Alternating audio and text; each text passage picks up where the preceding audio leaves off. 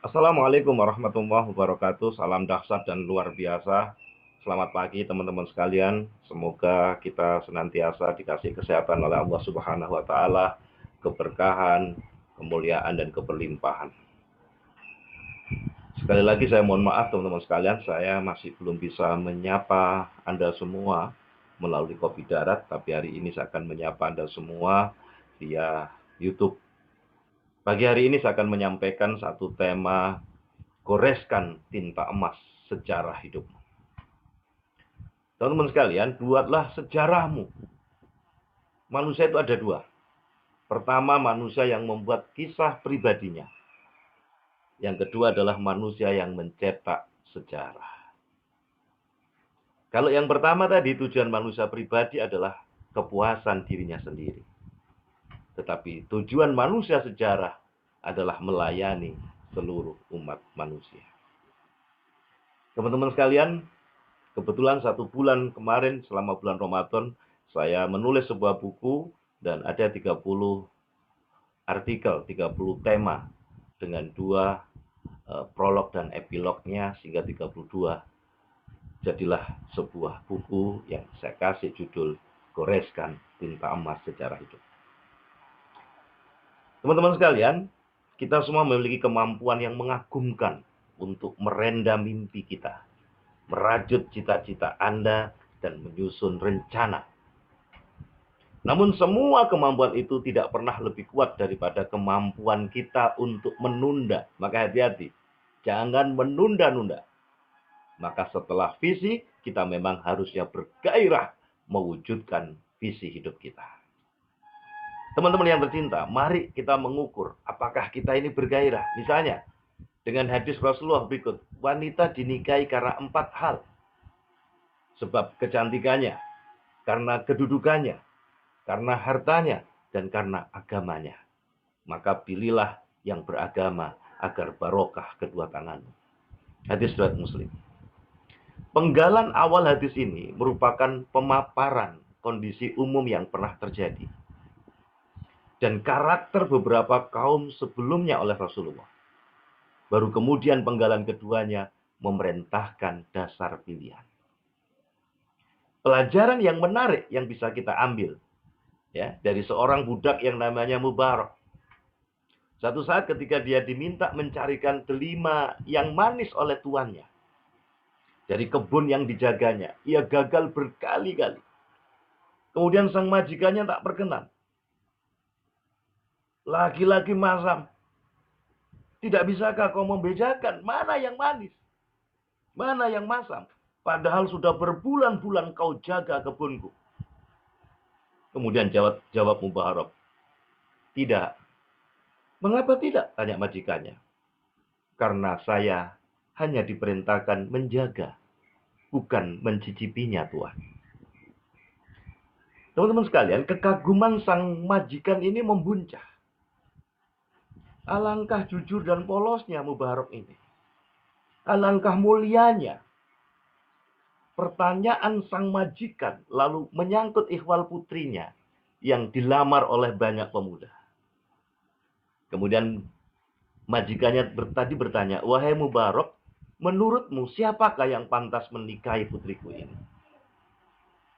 Kemudian Mubarak menjawab, dahulu orang-orang jahiliyah menikahkan putrinya atas dasar keturunan. Orang Yahudi menikahkan atas dasar harta. Orang Nasrani menikahkan atas dasar cantiknya, elok parasnya. Sudah layaknya seorang mukmin hanya menikahkan atas dasar agama, sambil mengutip hadis yang tadi saya sebutkan. Jawaban ini membuat Mubaraklah yang dipilih untuk menjadi menantu. Dan kelak dari pernikahan ini, maka lahirlah seorang alim agung yang menjadi permata zaman, mujahid gigih, yang zuhud dan dermawan. Beliau adalah Abdullah Ibnul Mubarak. Teman-teman sekalian, untuk menjadi besar, untuk merintis kerja dan prestasi besar, maka perlu dibangun persepsi yang besar, persepsi yang benar tentang kebesaran, tentang jiwa optimis, tentang berpikir positif, kreatif, dan solutif. Inilah yang menginspirasi kebesaran orang-orang besar. Cukup dengan sentilan ringan, mereka tergugah untuk membangun kebesaran. Teman-teman sekalian, lebah adalah inspirasi sejarah. Rasulullah SAW bersabda, artinya, demi zat yang jiwa Muhammad di tangannya, sesungguhnya perumpamaan seorang mukmin ialah seperti perumpamaan seekor lebah. Ia memakan yang baik, ia menghasilkan yang baik, bahkan ia hinggap namun tidak membuat patah dan tidak pula membuat rusak. Hadis riwayat Ahmad. Teman-teman sekalian, seekor lebah menurut Muhammad Imarah di dalam Al-Kitabah fi Mauqibid Da'wah. Lebah itu akan mengisap sejuta bunga untuk memberikan kepada kita 100 gram madu. Ingatlah teman-teman sekalian, lebah itu menyeleksi sejuta bunga tadi untuk memberikan 100 gram madu. Dan ingatlah pula bahwa Imam Bukhari, beliau menyeleksi 600.000 hadis untuk menghasilkan 4.000 hadis yang sahih. Beliau menyusun kitab Al-Jami'us Shahih melakukan hal ini dengan sangat hati-hati. Sampai beliau mengatakan, aku tidak menulis satu hadis pun dalam kitab sahih ini, melainkan sebelum aku mandi, sebelum aku wudhu, sebelum aku sholat 2 rakaat, kata Imam Bukhari. Teman-teman sekalian, Yahya ibnu Yahya, ia datang dari Andalusia, negeri Spanyol. Ia pergi berguru menuntut ilmu ke Madinah. Bayangkan betapa jauhnya sekarang. Apalagi saat itu jauhnya jarak dengan keterbatasan alat transportasi. Kalau hati sudah berkehendak, semua akan terasa enak.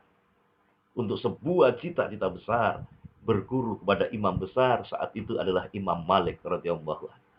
Semua itu bukan masalah, justru tantangan yang menarik.